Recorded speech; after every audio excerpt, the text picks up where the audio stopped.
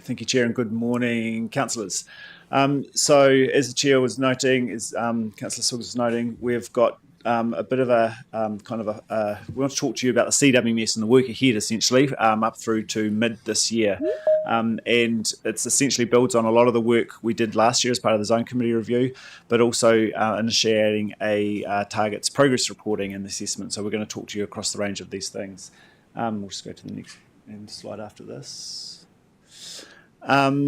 And I just wanted to, just building on Councillor Swiggs' comments, we will have a bit of a focus in on the Zone Committee review to start with, and we want to test where we're thinking with regard to purpose associated with the proposed local leadership groups, and we'll open up for some conversation following that.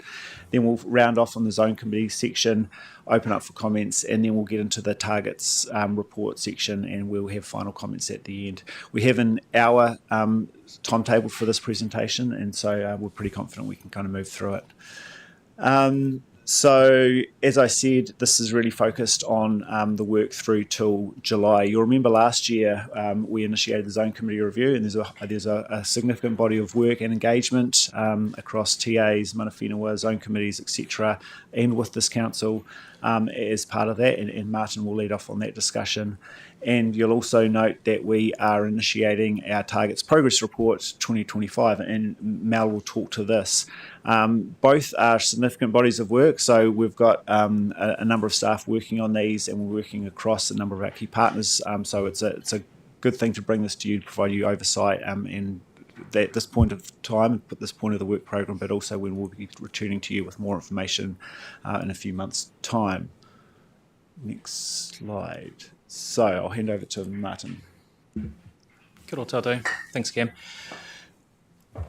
So as Cam alluded to, you're well aware, we jumped into the review all throughout last year, and then towards the end of the year, we wrapped up the first stage of the Zone Committee review with the reporting of outcomes from those engagements throughout 24 at the end of November to the mayoral forum.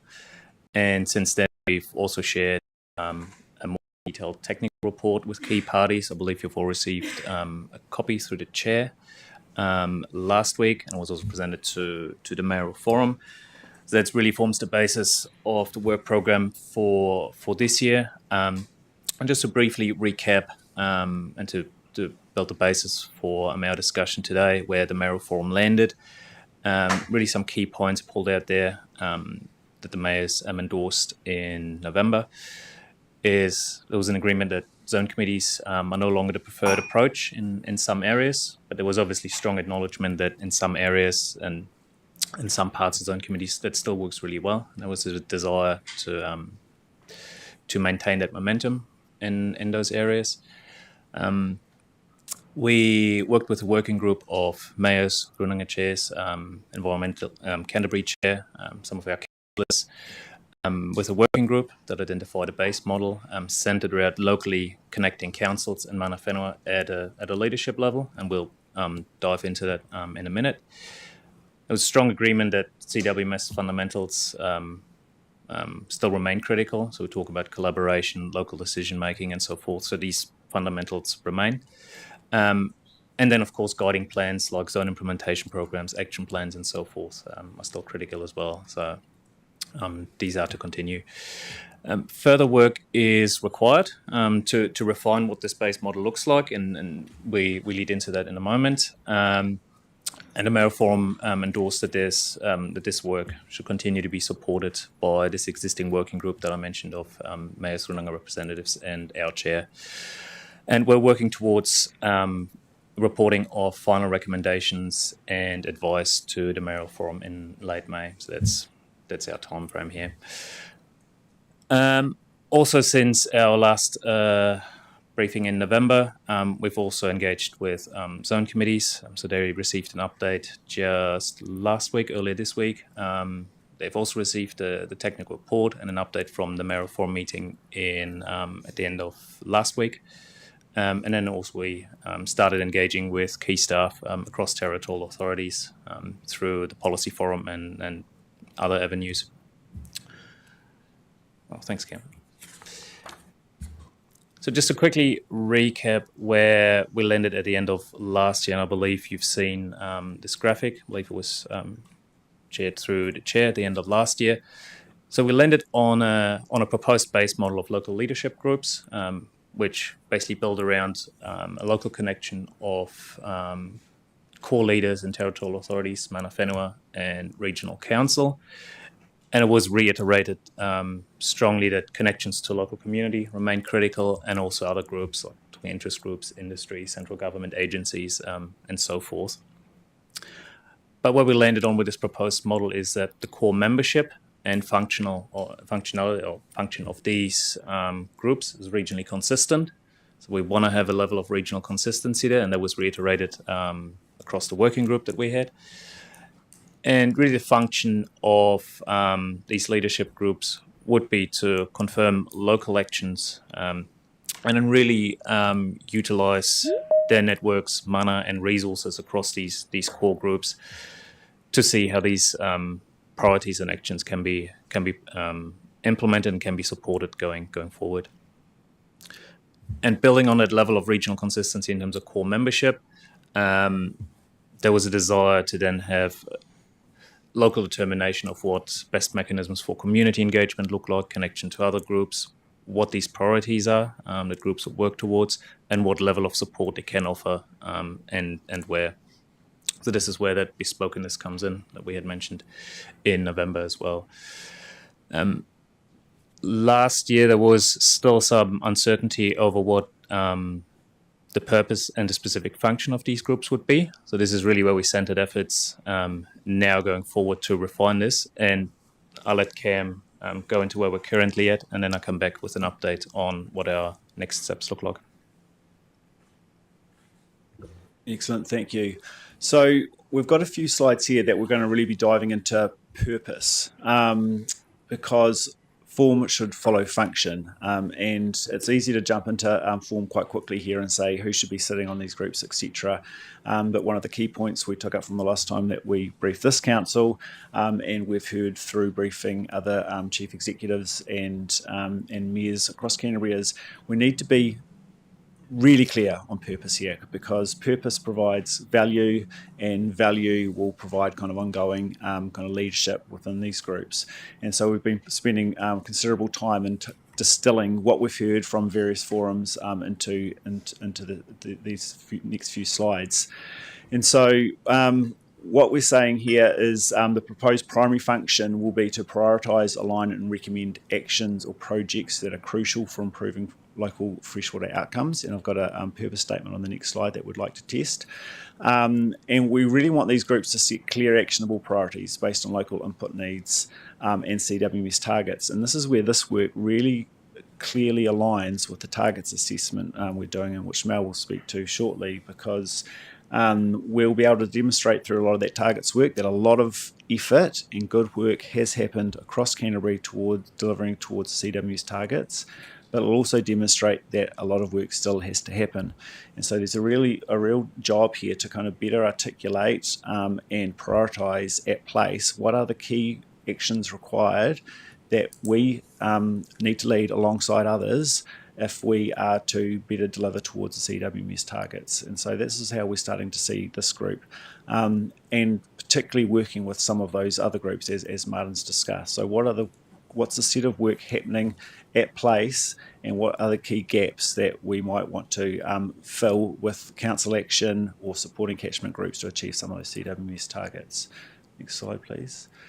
And I did see a hand come up, but I've got this slide and the next slide, and then we can have a bit of a conversation around Graham, we'll just go through these next couple of slides. If you just write that question down, we'll come to you first. So we've drafted up a draft purpose statement here that we are testing today, and we'll also be testing with territorial authorities and with Urunanga as well. And so this just distills that these leadership groups are a strategic body focused on prioritising key issues in Canterbury and providing recommendations back to Environment Canterbury and local territorial authorities. Now, we know zone committees have had similar function or purpose. We want these groups to better prioritise and be quite specific with regard to the particular actions that they want to drive forward at place to deliver against CWMS targets. And we want there to be a real kind of influencing, kind of prioritising and recommending back to council, so that councils can then take on board those recommendations and decide whether or not that's something they agree with and they want to push through the organisation. And so that really talks across both the purpose and the function, noting that, these projects can be progressed, or these particular issues can be progressed through either kind of allocating, goods and services or funding towards, much as the zone committees do through their action plan budget at the moment, but also supporting councils to direct resources and staff towards key issues as well. So we've got this purpose and the function here. I'll go to the next slide and then we can open up a conversation on what you're seeing here. And so just kind of diving in, it's about doing fewer things well. And I know our Chief Executive has talked a lot about we can't be everywhere doing everything all at once. And so this is really kind of honing in on what are the kind of key 2 to 3 issues at place that we need to really kind of shift the dial on, and getting a leadership around that within regional council, territorial authorities and mana whenua. Then there's aligning. So consistent with existing regional frameworks. We hear consistently across the community, across territorial authorities that and mana whenua that the targets are good. There was an awful load of work that happened to develop zone implementation plans and action plans. Let's not lose sight of those. Let's build on those. And ensure alignment of efforts across agencies, but also catchment groups. And this is where this work is about identifying what's happening at a local place, not only by the 3 key groups, but also understanding what catchment groups are up to help identify where are the gaps and where does further support needed at that place. And then this last one is recommend. So much as the zone committees recommend particular projects back into this council, this is around recommending through kind of strategic guidance and recommendations to councils. It's not to engage directly in implementation of water management projects. I think it's sometimes a little bit fair that we expected zone committees to actually really kind of launch into the implementation space when they weren't necessarily well equipped to do that, and so it was a little unfair. So what we're saying here is that across particularly regional council and territorial authorities, that's where so much of the implementation occurs, along with catchment groups. And so how do these groups support that implementation rather than be responsible for implementation themselves? So I might open up the floor there. So we'll open up for our questions. And the first 3 that I've got here already is Grant, Claire, and then Vicky. And is there anybody else that wants to ask? Did I see? Oh, wait, comment. Okay, I hope that's right. So we'll start with Grant. Great, thanks very much. Look, I think the direction seems to me to be, pretty good, really. Just a few questions, and we got that bigger report, the review report yesterday, so haven't read that yet. And my question was going to be, and I think it's probably answered in that under the alignment of zippers, and the recommendations, certainly for Waimakariri, had a whole raft of zipper recommendations under each of the targets about how things could be improved. And so if this new structure is a base tool, picking up on what's missing or what hasn't been achieved, and seeing that how that plugs into a new system, because I raise that issue because I'm pretty sure, and I was just writing down before that in the planning decisions, in an RMA sense, I have a feeling there's some reference that zippers have to have regard to, people making those decisions have to have regard to the zippers. I'm not sure if that's absolutely correct, but I just have in the back of my mind that in which case there's a legal issue about ensuring that those zippers remain alive during the CWMS process. I think that would be important. And I like the idea that Can I make a comment rather than a question, or do you want to just stick to questions? Just ask questions at the moment. Okay. Question then is in terms of support. Who's going to be providing? I couldn't see anywhere. Who's like to be providing technical support to these groups in terms of plans, technical information, subcatchment strategies, all of those sorts of things? Who does Environment Canterbury provide that at request?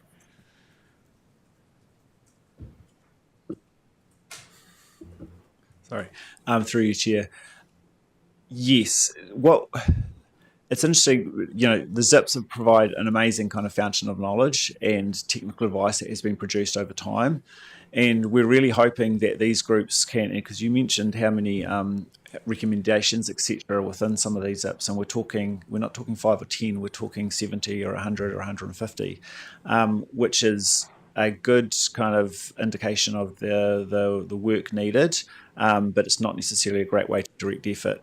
And so we're hoping that these groups will really direct effort to within those.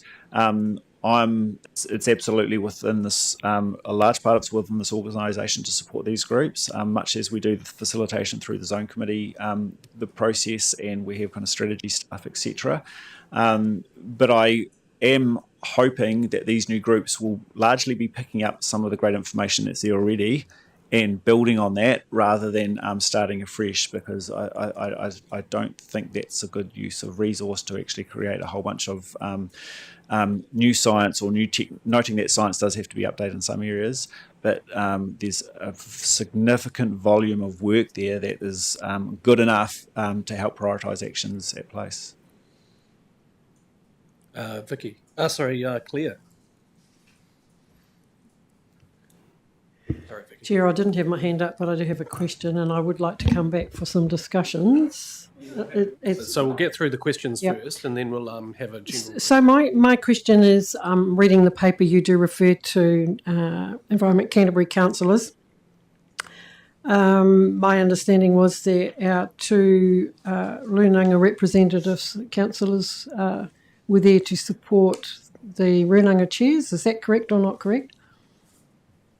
So, sorry, can you just repeat that question? Reading through the technical report, the references are that Environment Canterbury councillors were part of the working group. My understanding was that we definitely had the chair as being on the Merrill Forum, and that the 2 Ngāi Tahu councillors, Councillor Cranwell and Councillor Karako, were there as support for Runanga chairs. Is that a correct assumption? Yeah. Yep.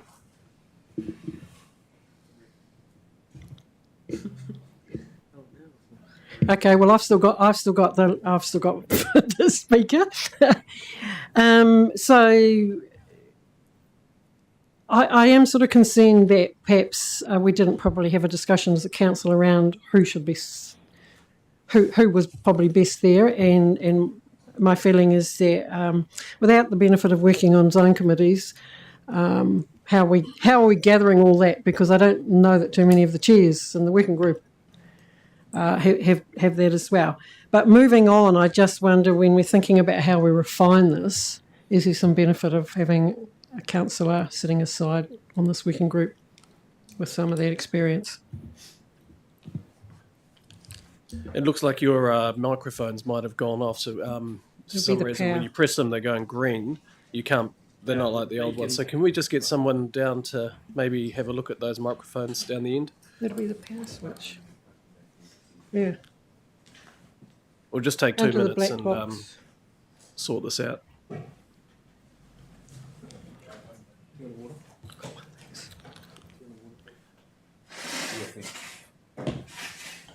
Excuse me, unplug one of them, and there we go, it's working again. Excellent. We're back online. Excellent. So, to your point, Councillor, you'll remember that's a really good question. So, we had a councillor workshop last year, and I think that was in September, if I'm right, in which we did the first bunch of testing around a number of different options. and then we took the options from that, the preferred option that we saw across this council, to the working group, and it was largely agreed on by that working group. And there are a few questions we need to refine. However, we have also said where other mayors have asked if they could bring along someone else, as in another councillor, and I know Mayor Phil Major asked this, that's okay with us. We're not keen for 5 members from each council. It gets a bit unwieldy, but we're certainly happy to entertain more councillors within that working group. Okay, we'll come back to the discussion points that you might have, but Vicky? Yeah. So just understanding this, you've got the core proposals to have sort of like the core from representatives from Regional Council Manawhanua and territorial authorities, and then some representatives from the outer bubbles, so local community interest groups, etc. Is that the indication of this? There absolutely needs to be a connection with those groups. However, we think it's best placed for those the foundational members essentially to determine what that connection looks like. Now, if we look north to Kaikoura, we've heard clearly that they very much value the role of community members on that zone committee, and so they might make a decision between regional council, territorial authority, representative and mana whenua that they want it to look quite similar. Other areas might be different, and they might want that connection to look slightly different, as in engaging with central government agencies or community members or industry every so often rather than every particular meeting. So we really want some regional consistency with regard to those 3 members, but what that connection looks like is probably best determined at place, and that's what we're hearing across all the sets of mayors. So on that, or that being the sort of foundation, is the intention with this, because my experience of being on the zone committee in Selwyn Waihora for the last 5 years has been, really it's been about dishing out quite, good bits of cash for those local small groups that receive it, but not really enough to be doing anything really big and significant in terms of freshwater outcomes, which needs a quite big, some big implementation and action needed. So is the intention with this going to be to actually raise things up and see how the different group, mana whenua, regional council and the territorials, actually what their projects are, how they interact, where there's opportunity for aligning timing wise and location wise and so on. I'm thinking about things like pest management, for example, has an effect on this if we're talking about the regeneration of native forests, for example. So really that sort of lifting up, and in terms of concluding what the key priorities, so I'm thinking about the Whakaora Healthy Harbour plan, for example, which is it's a very neatly defined catchment. Obviously, when we get out into Canterbury Plains, we're talking enormous catchments, which makes it quite complex. But the Healthy Harbour plan has really disseminated and boiled down to what is the most, or 1 or 2 absolutely fundamental issues that need to be addressed, which means that we can then turn our attention to that specific thing. So, and the various members of that governance group and that can help to point the various organisations to that. So is that the intention of this? Because when you talk about the zippers and having 60 or 70 things and it's all quite disseminated and so on, is this going to provide a mechanism where there's better engagement and linking up of actions from staff and our budgets to deliver on major projects that will start to address these types of things, be it through planning frameworks, be it through actual action on the ground, etc. Otherwise, how is this different from what currently is happening, which is not delivering on the targets, because you've already acknowledged that? Absolutely, through your chair. Absolutely lifting up and aligning across the different agencies and the work of catchment groups in mana whenua. A key kind of reflection on the zone committees, their key tool is their action plan budget, but that automatically takes your thinking into where to allocate the $50,000 or whatever it might be in that particular year, rather than the alignment kind of question across those key agencies. We're operating within the existing funding envelope with regard to these groups. There's a follow-up kind of decision that we'll need to seek from this council at some point about what does that mean for the CWMS Action Plan budget. But we'd rather, we're proposing that these groups focus on the lifting up, the aligning, the kind of prioritising what are the key issues that need to be kind of addressed and that those three groups can get behind to help support effort. Is it a quick question? Because we've got a few other comments. Yeah. So really just in this prioritising and focusing and lifting up and connecting those different agencies, is there an expectation that there will be a budgetary benefit? So, like, less meetings and conversations and small scale stuff and more actual delivering and maybe budget available to do the action on the ground through the process of refining this and being more strategic? Through Chair, there's an expectation that these groups will make recommendations back into council about what are those pressing issues and the type of action that might be required to address those. It's going to be up to individual councils about whether they kind of respond to that recommendation, much as they've used recommendations from zone committees in the past. But hopefully if we have a more coordinated kind of prioritisation of issues, really supported by the TA, the Regional Council rep and Mana Whenua, we're hoping, it might really support the case for actually taking action. There's, some of this might be about more money, but I think even it's an opportunity to think about how we're kind of directing, resources across councils to particular issues as well. So I don't think it's necessarily always a case for more money needs to go to something. It could be about how we focus staff time on particular issues at place. Right. So Ken, we need to tighten it up a little bit. So we've got Councillor McKenzie's got some questions. Yeah, I guess my question really revolves around a commitment from Mana Whenua to make whatever new model you put up work, because I see Jonathan Leask is through the media inquiries has asked a few questions about Mana Whenua involvement, and I think in the Ashburton Zone Committee basis, I think it's Arapata Rupert hasn't turned up for any meetings in 2 years, but has taken his stipend anyway, and We've heard through various engagements to Rupaturi and various other things that a lot of the time the Runanga want to retain their ability to oppose things. So how committed are they actually to genuinely engaging in this? And I reflect on the Ashburton Zone Committee where there's various groups under the sort of umbrella of the Zone Committee are trying very hard to implement various projects within the zone implementation plan, but when that goes to consenting, they're opposed by Mana Whenua. So I just, they're right in the middle there, but are they genuinely going to work with the wider community to come up with answers? Yes, it's a good question, and I can't speak to kind of wider Runanga commitment. However, we have had Runanga reps represented as part of the working group, and so that's one way we've been testing. But over the next 2 months, we intend to visit each and every Runanga to test this specific proposal with them, much as we're actually visiting and we've got time and TAs, time to talk to local city and district councils over the next 2 months to test this approach. So we're absolutely kind of testing with all three of those parties involved.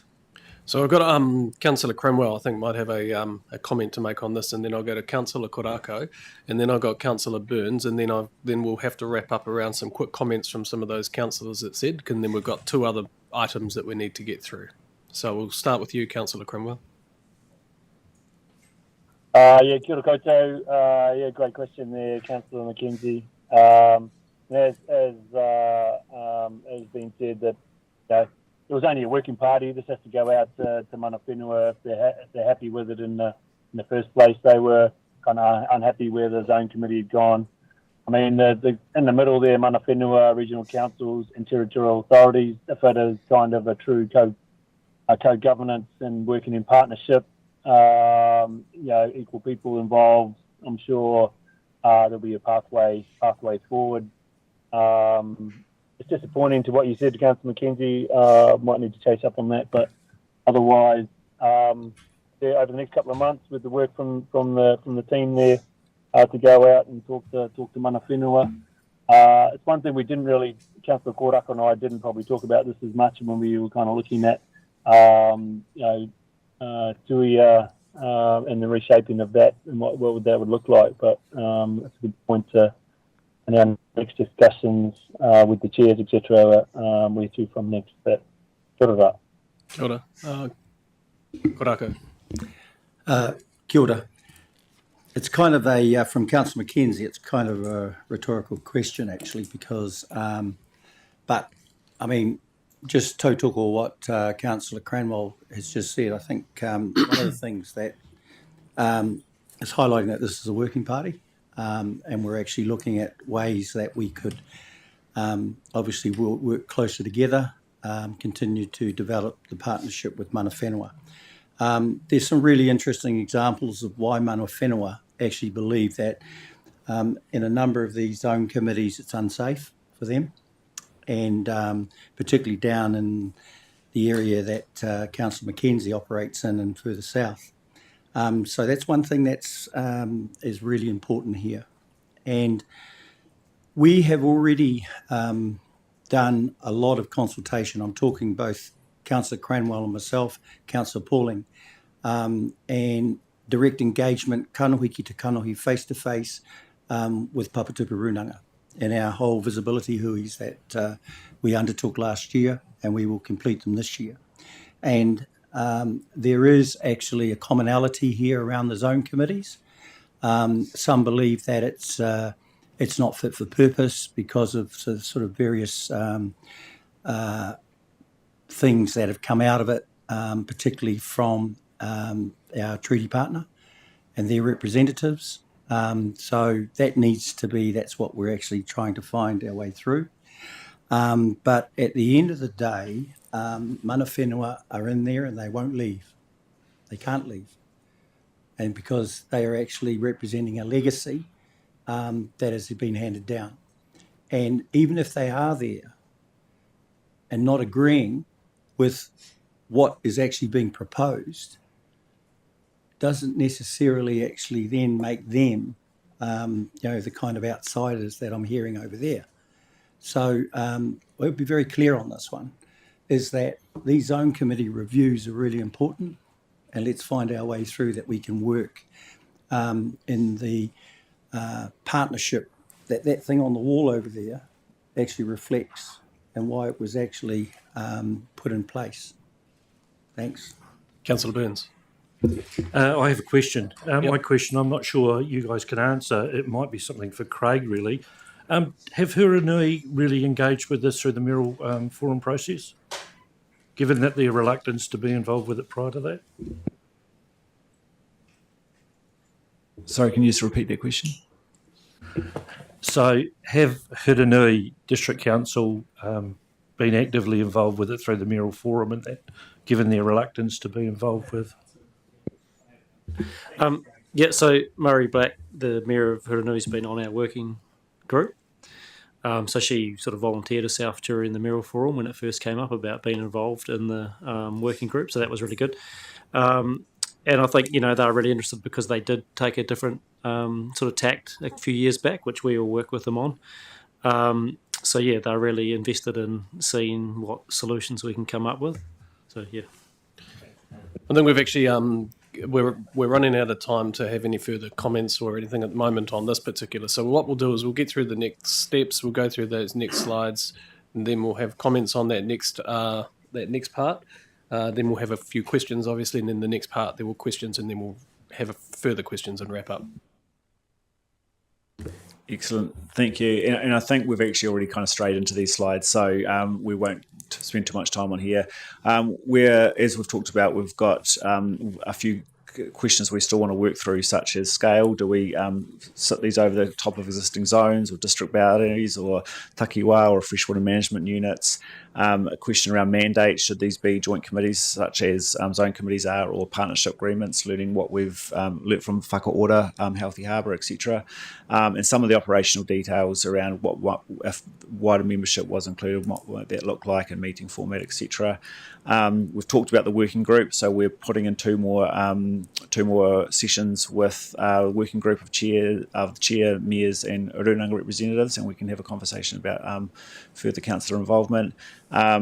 We've got a very busy March and April planned, so we're on the road talking to each of the territorial authorities and setting time with each of the Orunanga should they want to be part of the conversation as well. So we'll be kind of out testing very much these slides and seeing where other groups sit. And then we're also engaging across councils, staff across other Canterbury councils, and that via the Canterbury Policy Forum, which sits under the Canterbury Mayoral Forum. And so those are our key engagement mechanisms. So just quickly, what does this timeline look like? I've already talked to February and March and the work that's happening across those.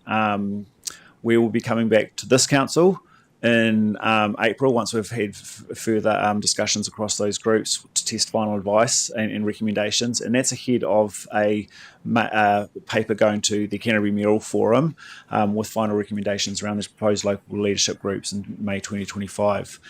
And then, given the zone committees are joint committees between ourselves and each of the territorial authorities, we need to go back to each of the territorial authorities and take those final recommendations on the Mayoral Forum to them and sort out the future of the zone committees, as in, do they be disestablished, each of the 9 currently in place, and do we and the recommendation to propose these new local leadership groups. So it's a very busy few months ahead. The tricky thing is that there's multiple guidance or decision-making bodies. So we've obviously got this council, which is very important. We've got each of the TAs. We've also got each Orunanga as well. So we're doing our best to have kind of meaningful discussions with each and every one of those over the next few months. And the Mayoral Forum, sorry. Yeah, let's not forget the Mayoral Forum and the Mayoral Forum. So I'm not sure if there's any further questions on that. I think we have covered a lot of the process. We'll just kick into the next. Okay, so let's go into the targets report, and I'll pass to Mel. Thanks, Cam. Kia ora, councillors. So this part of the presentation basically just provides you an update on the Targets Progress Report project. The reporting on the Targets Progress is something that ECan undertakes on behalf of the Mayoral Forum, who's the owner of the strategy and its implementation. To date, there has been 5 targets reports that's been produced. 4 of them were published online in 4 of them were published in hard copy format. The reporting covers all 10 target areas, which cover a range of topics from ecosystem health to irrigated land area. And after the 2019 report, at the request of the Regional Committee, the 2021 report moved online. I'll just briefly show you the web page. So it's on our ECan website, and it's just called Measuring CWMS Progress. It basically takes you through all of the targets, and if you click on them, it'll give you the 2021 report. So you can basically go through it. It's available to the public, provides a lot of information depending on how many times you want to click through the links.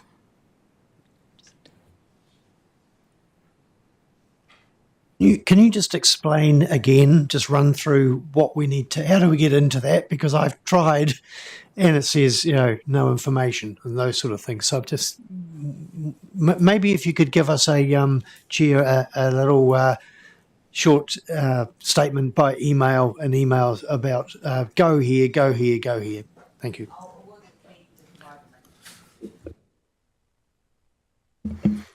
Thanks.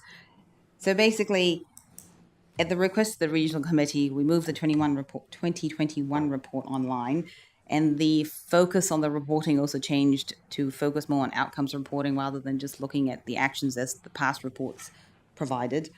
And because it's online, we can provide additional information to links to other agencies, the reports that are published by other agencies, and including providing a better, I think, regional understanding of all the work that is happening through zone committees and the projects that they are funding. In 2019 and 2020, we also had the CWMS Fit for the Future project. That project developed interim goals for 2025 and 2030 to cover the gap between 2020 and 2040, which was part of the original strategy document. This covered, basically the interim goals were, I guess, trying to provide better guidance for the region in order to make sure that we were meeting the 2040 outcomes. So following that Fit for the Future project, my team worked with the Canterbury Operations Forum, which has representatives of all councils, including ECan, to develop work programs with each of the CWMS partners to deliver on the 2025 goals. The intention was that these work programs could be funded and delivered through LTPs and zone committee action plans, which were being developed by the zone committees. And to allow time for each partner and committee to make progress on implementing the work programs, the Canterbury Mayoral Forum basically set the next reporting time frame for 2025. So this slide basically just gives you an example of what the work programs look like. This is the Environment Canterbury work program. It covers basically the pieces of legislation, back in 2019, 2020. So it looked at the effects of the NPSs they could have on the work programs for the councils. It also provided a little bit of some of those key actions that councils could take to deliver on the targets that are our responsibilities, but also giving councils a heads up around in terms of how they would focus the work to deliver on the CWMS as well as their LTP community outcomes. The zone committee action plans, which were basically defined by each committee's key objectives over a 3-year period, focusing on 3 to 5 priority areas, which were shaped by the letter of shared priorities provided by each of the relevant councils and mana whenua when they were participating in this process, as well as the zone's zippers, targets and goals. And each year, dedicated funding has been allocated by the zone committees to support initiatives based on the action plans. So in terms of where we're currently at, we started work on looking at the progress reporting late last year, and to ensure that reporting is fit for purpose, we've had to make some revisions to some of the goals because some of them are not aligned to current requirements and or have legislation impacts on them, legislation changes impacts. So for example, the current 2025 goals for drinking water say that communities that have access to untreated and safe drinking water continue to have access to water that doesn't require treatment. However, Taumata Arawai now requires all community drinking water supplies to have increased treatment, such as chlorination.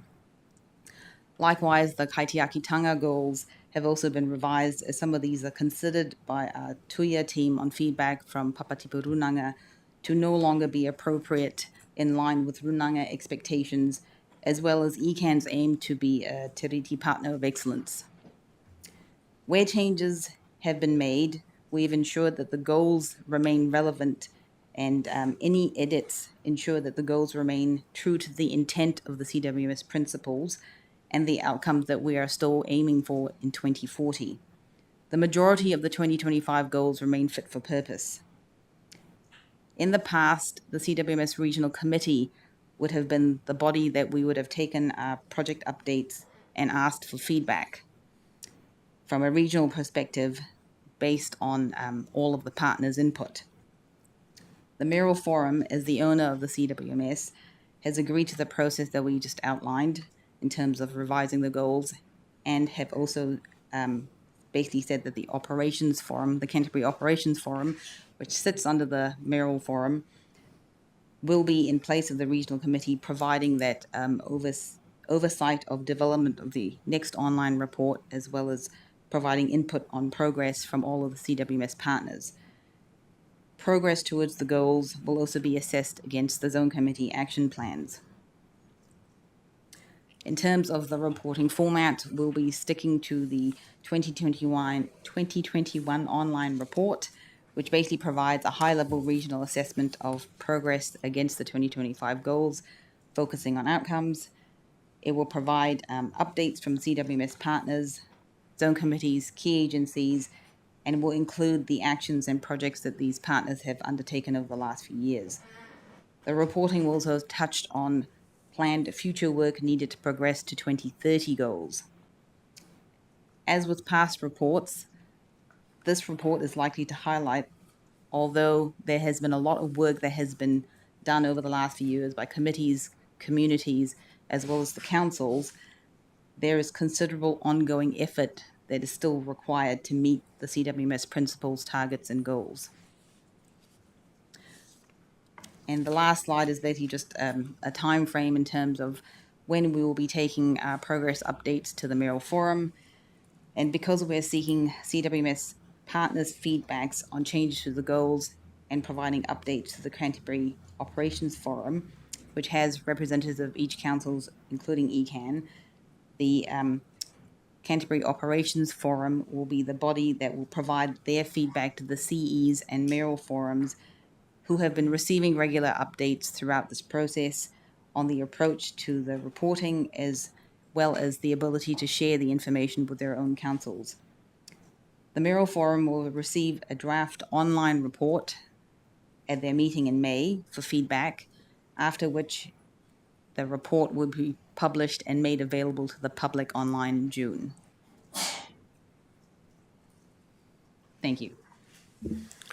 Well, thank you for that presentation. I suppose we've got questions. I've just got one question. And I might have missed the memo here somewhere, but there was a biannual report, and now it's moved to 4 years. It's been 4 years since we've done the last one, and then is it another, and now the next one after 2025 will be 2030. So who made those decisions to change the timeframes of the reports? I might have missed something here, but I was just unsure. Yes, thank you. And that's a good question. I know Councillor Southworth is asking a similar question. And so when we did the last progress report, we've trawled through documents, and because we moved to an online setting, the intention was to update them more frequently over time rather than periodically every 2 years, and then update them again up to the 2025 goals. The staff understanding was that was a decision made by the Mayoral Forum at that point, but we haven't been able to track the exact recommendations. So there's been a few learnings for us through this, is actually making sure we've got a good paper trail of recommendations made. Yeah, I'd be interested to sort of dig into that potentially a little bit further. I've got one more thing that I just wanted to ask, and then I'll go around for questions. The goals are, this is owned by the CWMS. I mean, the CWMS is owned by the Mayoral Forum or by regional council? It is the Mayoral Forum, isn't it? Yeah. So, I'm kind of interested to see the link back to this group of elected members around the changes to the targets, because they do have impact on potentially work programs that we're thinking of in our minds, and a better alignment around some of those changes. So it's just something that I picked up just from your presentation, that I think there could be a bit more work done in that space, especially when something just changes willy-nilly. But well, it's not willy-nilly, but you know what I mean. So I've got questions around the table. I think I'll start with Vicky. Is there anybody else that's got any questions? So Vicky, Grant, Mackenzie. So, yeah, I was going to ask about, having my memory of the discussion around going online was that the intention, exactly as you just said, was that it would then be updated and actually could be more real time and reflect change and be there. Ultimately, it should be a staff and council opportunity to be assessing where we're getting and are we heading in the right direction fast enough? And clearly we're not. But, in this sort of system, you need that data and the information and it to be collated to keep driving decisions. So I very much hope that we aren't seeing this as a shift to going to only every 4 years that we get the reporting. And I do know, I did go back and look at the Mayoral Forum papers and can see essentially they've seen, in terms of the papers going to Mayoral Forum and the reporting to them, it's gone back to essentially the old-fashioned reports that were from 2019 and before, where it's really a collection of actions. and not an awful lot of where are we at with the outcomes. And so that did concern me. So I'm really pleased to see that this report we're going to get will be outcomes focused. I am a bit, do feel like there's maybe a lack of opportunity. I recognise the timeframe's tight, so this might be why. But I feel like I know when that 2021 report came out that there was some bit of consternation because, it did look like pretty much nothing had really got very far, and we were missing a lot of the targets, bar irrigation area. And in some ways, because we were trying to look at the whole of Canterbury, which is enormous, I discovered it's a third of the size of England the other day. I worked that one out. It's a huge area. So to try to say, where are we at on these targets collectively, as in the sense of the whole of the region, misses a lot of information, and a lot of good work gets sort of lost by the averaging. And so I would like to think in time, these reports would go down to, I think the freshwater management units is really the right way to look at it, because it helps you to understand what needs to happen within this freshwater management unit. And that would be a really great communicator to the local groups that we were just talking about before, for them to be able to get their heads around where is my particular local area freshwater system at and what needs to change. Like, that's like the Whakaora Healthy Harbour system. We look at the system, we know what that looks like. So yeah, just really, is there an intention now to have that targets report updated on a regular basis? And is there an intention that it will go to being a more useful scale than the whole of Canterbury in time? And through to you, they're excellent questions, because you'll remember, or you'll know very well, that within this council's long-term plan, we moved to a bunch of outcomes within there, which is kind of really quite progressive. And so there's a lot of work going on about how this work nestles with the reporting that we're going to do against that outcomes framework, because we're absolutely wanting to kind of shift this into that kind of outcomes space. And also absolutely agree that it's more nuanced than just a red, amber, or green across the region with regard to how we're doing tracking against some of these outcomes. So we have to do a good job within this one of absolutely articulating what are the highlights, but investigate where there's opportunities to do more kind of granular, how we're going across different parts of Canterbury. We haven't nailed it quite yet, but we absolutely acknowledge the need to do that. Councillor Edge. Thanks, Mel, for that update. Just a couple of comments, and then I'll ask a question. I'm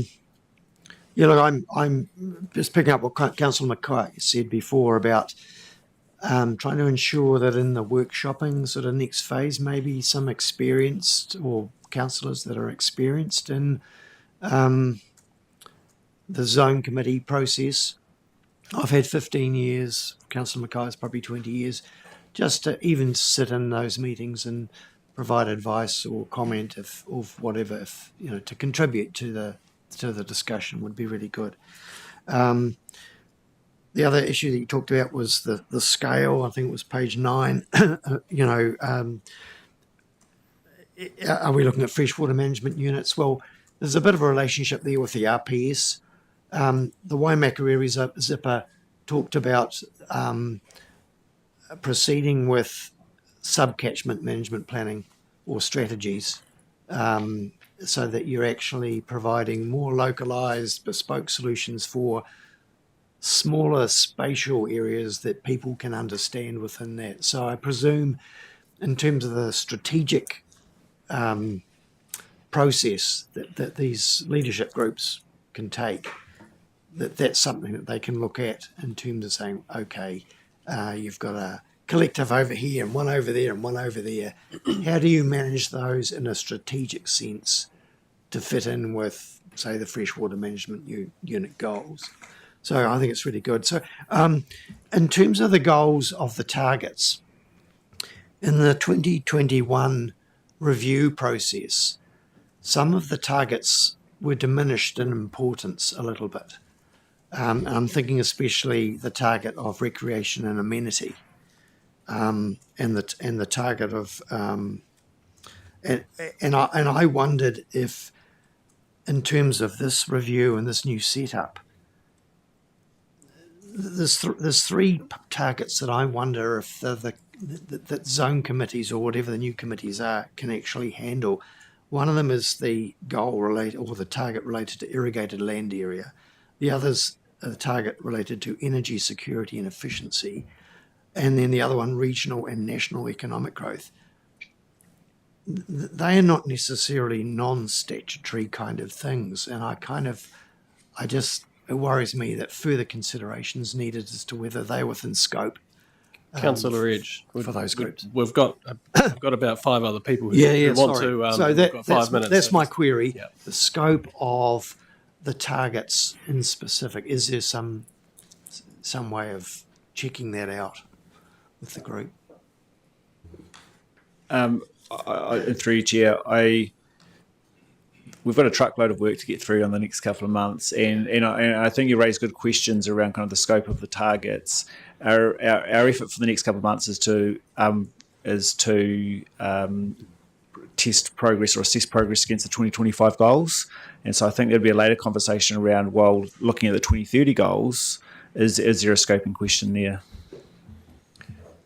So, Councillor Ward, I'll get to you after Councillor Sunkel, but I've got Councillor Mackenzie next. Thank you. I'll try and be quick. But in your progress report, will you comment on the frustrations that are getting in the way of communities being able to deliver on some of the outcomes? Because I know we've had consenting issues, we've had legal challenges such as the EDI or ELI or whatever they call themselves challenge, which is putting the ability to enforce compliance with consents on quite big areas of Canterbury at risk, given that we've reverted back. We've got Runa objections to some of the catchment initiatives, and then you've got a whole lot of science stuff where, even though you've got communities doing all the right things, it's going to take a long time for it. Maybe the science is now reflecting that it seems to be going to be taking longer than perhaps was imagined 10 years ago to actually deliver on some of the water quality outcomes. So will the report reflect on all those things that have changed or are changing and are providing challenges to delivering on the outcomes?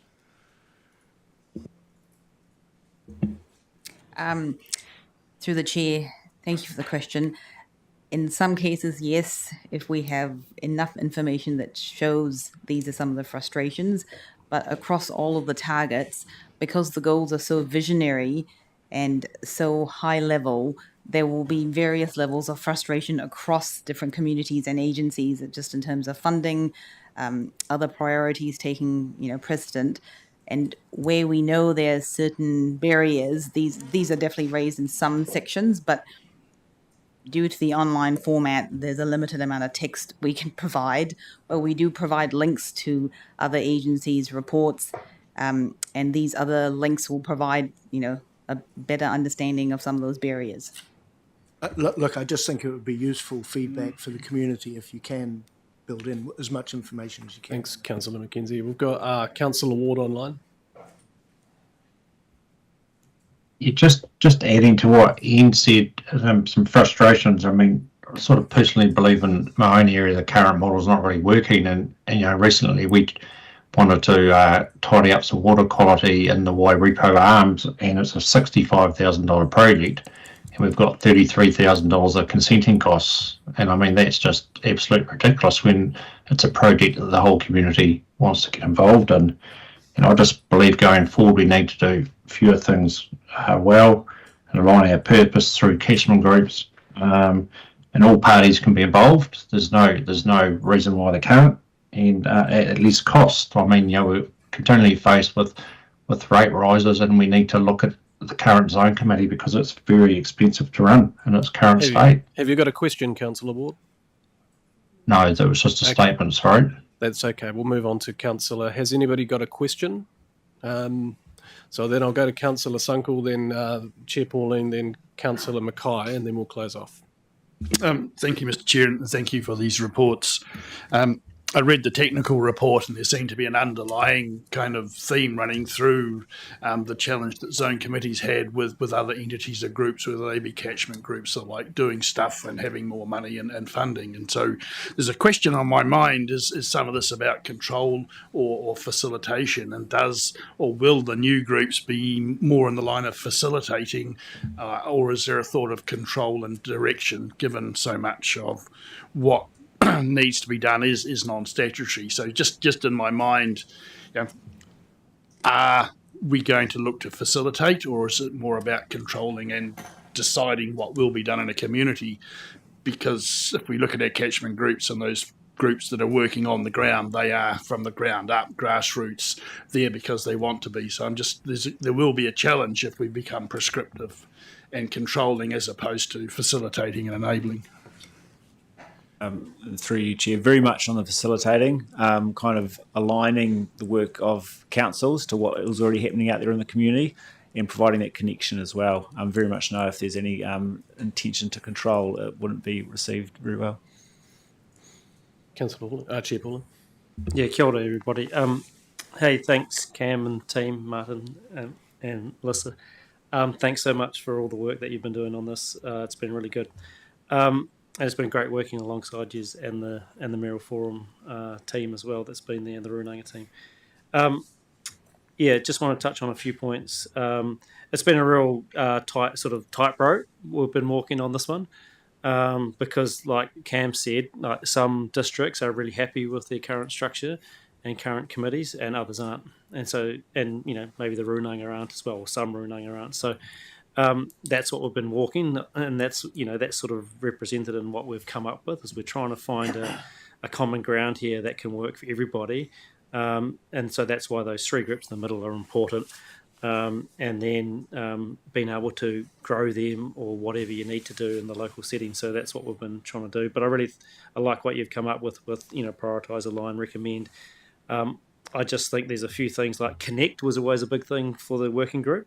So that might be another word we add in, and that actually speaks to the blue circle there with community engagement, advocacy, monitoring, reporting, as well as what John's just said about connecting with those. And I think we've been real conscious of not putting in that implementation stuff, because we understand that there's groups in the catchments that are already doing stuff, so we don't want to step on their toes. We want to connect to them, we want to link to them, we want to bring them in as well and connect them to the work of the regional councils and the district councils and the Runanga. So I think that's really important. To what Vicky said earlier on, and almost what Grant said as well about sub-regional strategies and stuff, I think that's what we've definitely picked up on too, that things like whakaora, there's the Waitara Coal strategy, those are really good examples of where it works really well. So we're trying to say, again, don't step all over them, just amplify them, link to them, make sure there's a link back into these structures and into the councils, etc. So that's what we've been real conscious of. So I think, Grant, in a word, yes, that can happen, but that'll be up to the structures going forward. I think it's really important that the recommend is actually back into things like long-term plans, annual plans, and being real explicit about that, as well as there might be funding that we go for together as groups, either Crown funds or whatever. So I think that's really important. So that can be more on the detail of it, but that's something that we've definitely talked about.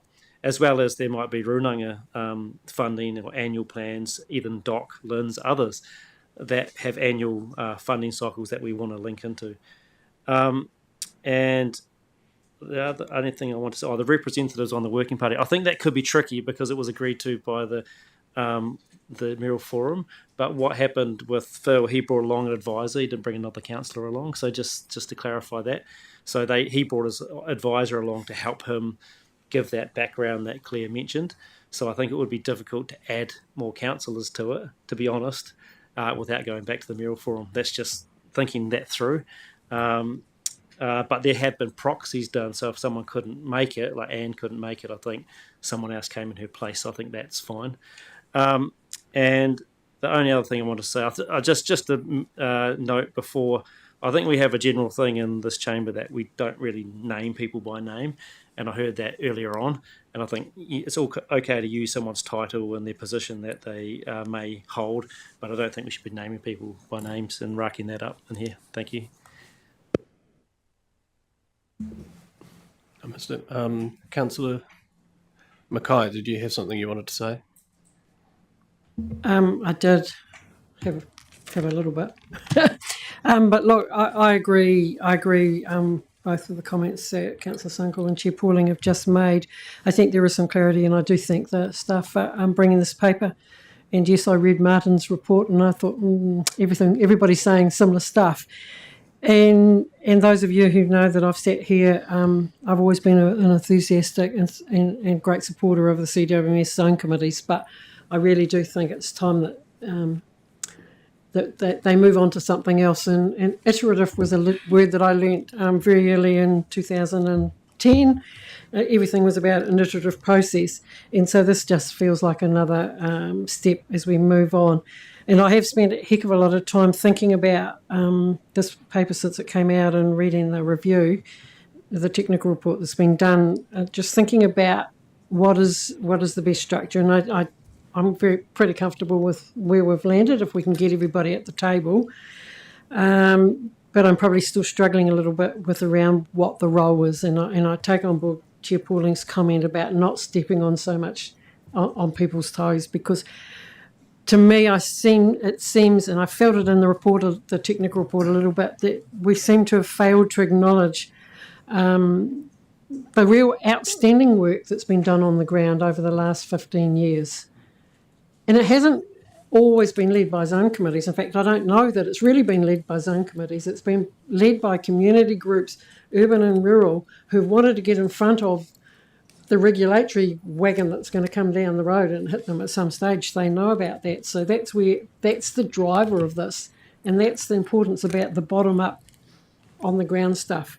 And I'm pleased to hear that there's been some cognizance taken around the fact of that. So, in particular, the collectives, whether they be irrigation companies or catchment collectives or Banks Peninsula, Trust or things like that. So I think that's really important to actually consider going forward around what our role is. And if it turns out to be very strategic, very governance, and how that we connect sensitively to all these communities, because there is a lot of them. And I think, did I see somewhere 180 groups across Canterbury? I think, might be wrong on that actual figure, but it's a huge amount of groups already out there doing a heap of good work.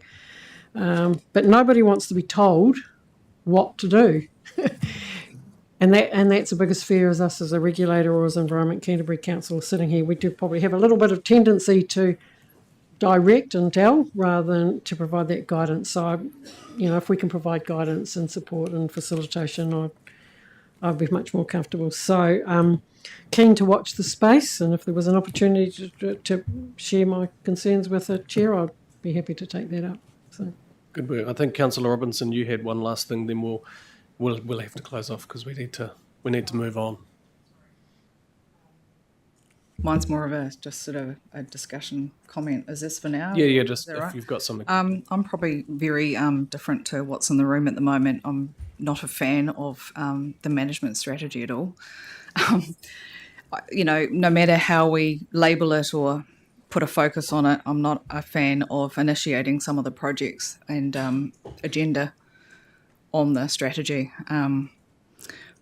I think there's a risk that particular individuals or there's a particular capture of industry involved, as in we've got to focus completely on a strategy that puts an agenda on a particular industry. And that's how I feel, and I've analysed a lot of different things. But, right now I'm looking at water abstraction information provided, and it's part of the strategy, talking about aquifer recharges, further storage facilities, and I guess a focus on providing vast water for a particular industry and not looking at the overall picture of other scenarios.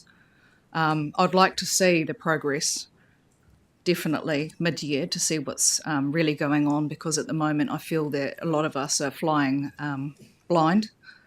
But when I look at the map for the project ahead, I'm really concerned at some of the proposed storage from the Waimakariri right down to Waitaki. And I think if we need to assess things, it's actually the projects going forward, and are they still fit for purpose in the current water? Councillor Robinson. No, I'm sorry. We need to move on. We take might your need to point. move on, but everyone else has had their chance, and I've held mine to the end. It's Okay, just a statement. I'm very concerned. Unlike some of the other people in the room, that's fine. I'm allowed a contrary. Yeah, that's what I feel. That's fine. I was just. Have you got anything else you wanted to say? Because I think it's got Councillor That's fine. Southworth. Very quick question, but You ask a very quick question because we do need to break and give the staff time as well. Okay. So, well, my quick question was Doc and Linz. There are times where we hear around this council table from some councillors that Doc in particular is somewhat of a contributor to the poor freshwater outcomes in some parts, and thinking particularly around also pest management, gorse, and those sorts of things. And so are they invited in? Because, I mean, they are significant landowners and have a significant role to play within at the catchment scale. So are they also going to be invited in? I know we have an observer from DOC that comes to the zone committees, but where do they fit in the picture here? Yes, we're absolutely thinking, much as we thinking about connections or sensitive connections with catchment groups, how do these new leadership groups engage with DOC and Linz very much so. On page 8, you've got central government agencies as one of the things. Yeah. Okay. Yeah. DOC and Linz in particular. Yeah. All right. Thank you very much for the work that you're doing on this. I think you can see by the questions and the breadth of the questions that it is of interest of councillors, and there's obviously different views here. So. Good to take those away and for us to work on those. We'll come back at 12:40 so that we have some time for the staff and everybody to have a bit of a break and some lunch. We'll see you